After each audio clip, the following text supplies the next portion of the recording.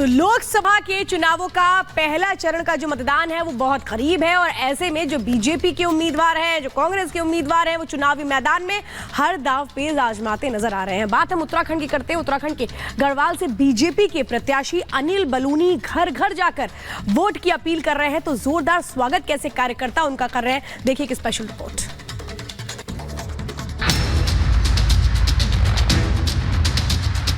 यहाँ के जो नागरिक हैं वो सबको मैं देव मानता हूँ।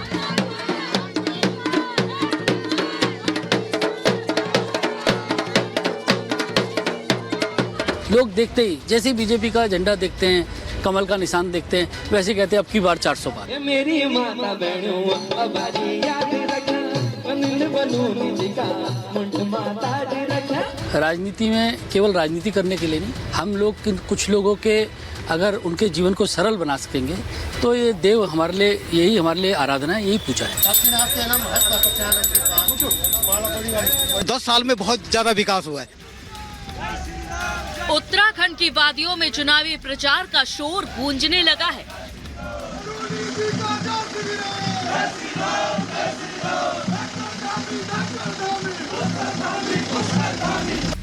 प्रधानमंत्री नरेंद्र मोदी को तीसरी बार सत्ता पर बैठाने के लिए पार्टी के कार्यकर्ताओं में उत्साह और जोश देखने को मिल रहा है।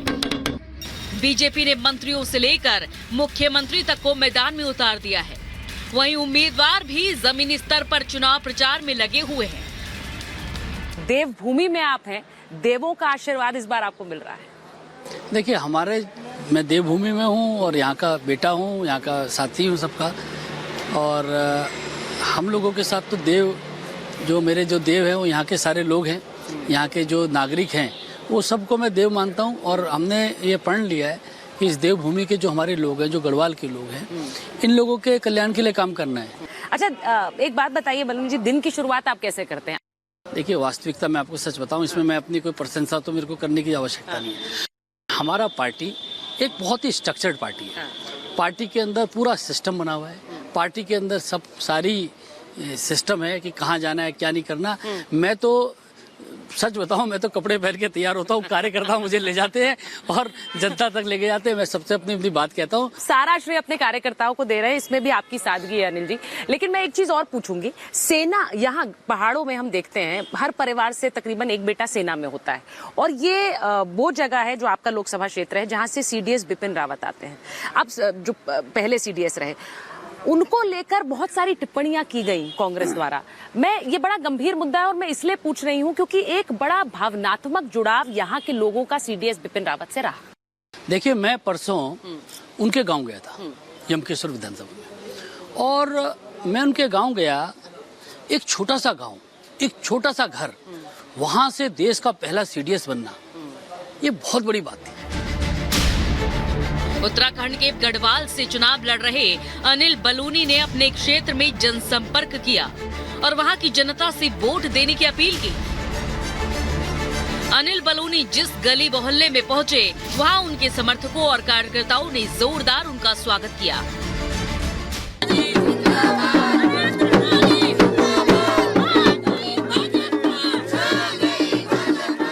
ये सारा जो आप देख रहे हैं जनमत, ये पूरा का पूरा मोदी जी के परिवार के लोग हैं और मोदी जी के प्रति जो उनकी अगाध श्रद्धा है, उसके लिए सारे लोग, भारतीय जनता पार्टी के लोग, ये सारा मोदी का परिवार है।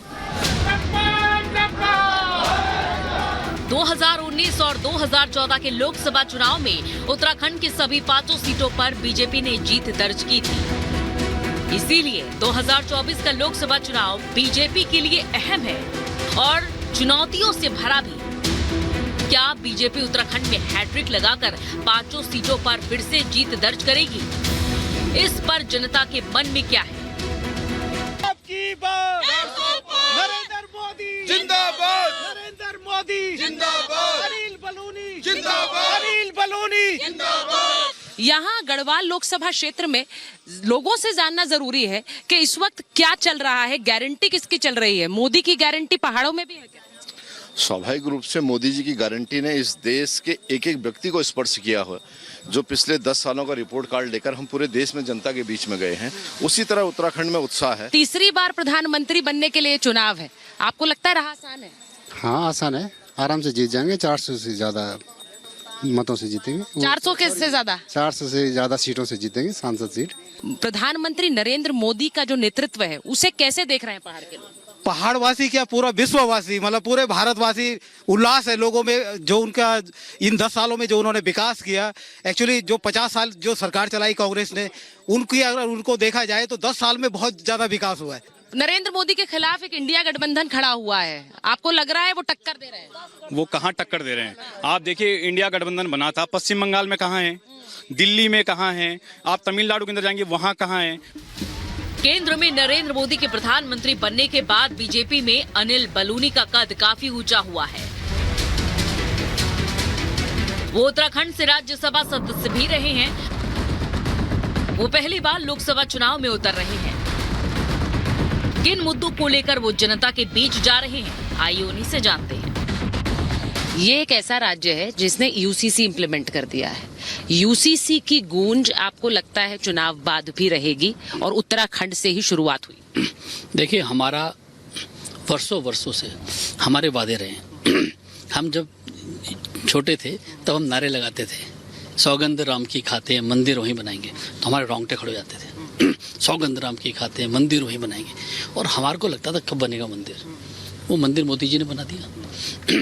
हम बचपन से जब स्वयंसेवक थे और विद्यार्थी परिषद में थे तब नारे लगाते थे, शहीद हुए जहां मुखर्जी वो कश्मीर हमारा है। हम सोचते 370 हटेगी क्या कभी? वो 370 हट गई। ट्रिपल तलाक वाला हट गया, सीए आ गया, यूसीसी आ गया। आप बताइए ना, ये हमारे जो वादे हैं, जो हमारे एजेंडा है, वो हम सब पूरे कर रहे नहीं कर रहे हैं। अभी यूसीसी की आपने बात की, यूसीसी उत्तराखंड में इम्प्लीमेंट हो गया।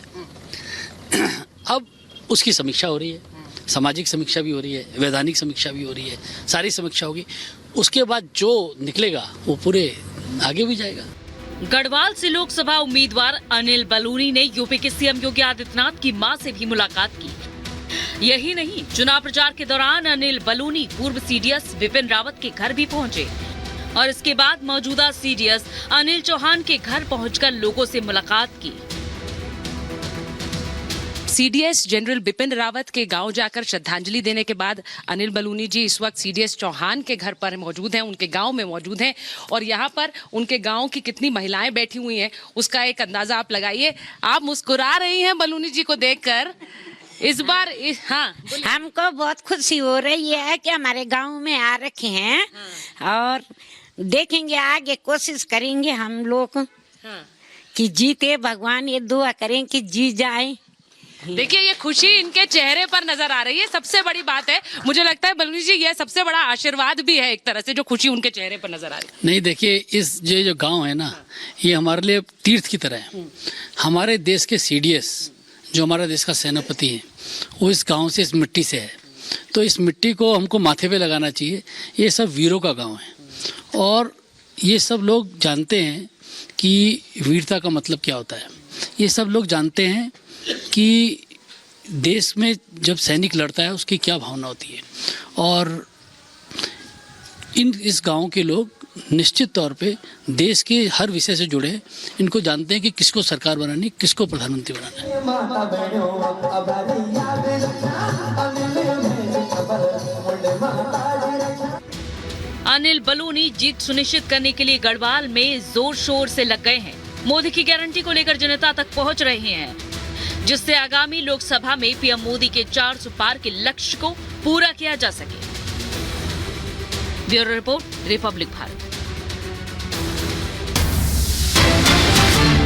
और इसी बीच बड़ी खबर आपको बता दें, यूपी मदरसा एक्ट का ये मामला, सुप्रीम कोर्ट ने हाई कोर्ट के फैसले पर रोक लगाई है। हाई कोर्ट ने एक्ट को असंवैधानिक करार दिया था। यूपी सरकार ने भी हाई कोर्ट में एक्ट का बचाव किया था। और अखिलेश हमारे साथ, हमारे सहयोगी इस वक्त जुड़ चुके हैं। अखिलेश, बताइए क्या कुछ कहा गया सुप्रीम कोर्ट ने जब रोक लगाई, तो क्या कुछ उस वक्त दलीलें रखी गई, क्या कुछ हुआ कोर्ट में?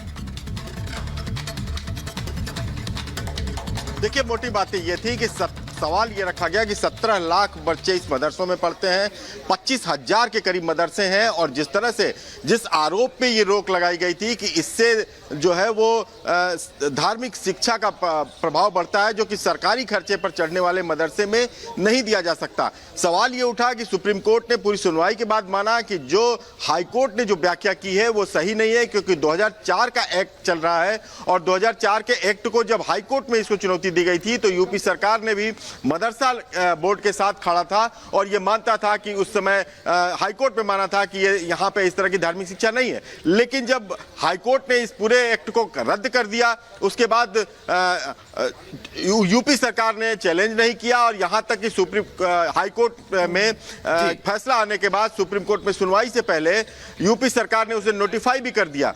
सुप्रीम कोर्ट ने माना है कि लेकिन अभी लेकर बड़ा फैसला कहीं ना कहीं होता हुआ नजर आया है। फिलहाल बहुत बहुत शुक्रिया अखिलेश हमारे साथ चर्चा में जुड़ने के लिए, और लगातार पल पल की अपडेट हम आप तक पहुंचा रखेंगे। हर खबर की हर डिटेल रिपब्लिक भारत आपको बता रखा है। कहीं मत जाइए, एक छोटे से ब्रेक के लिए रुकेंगे, जल्द हाजिर होंगे।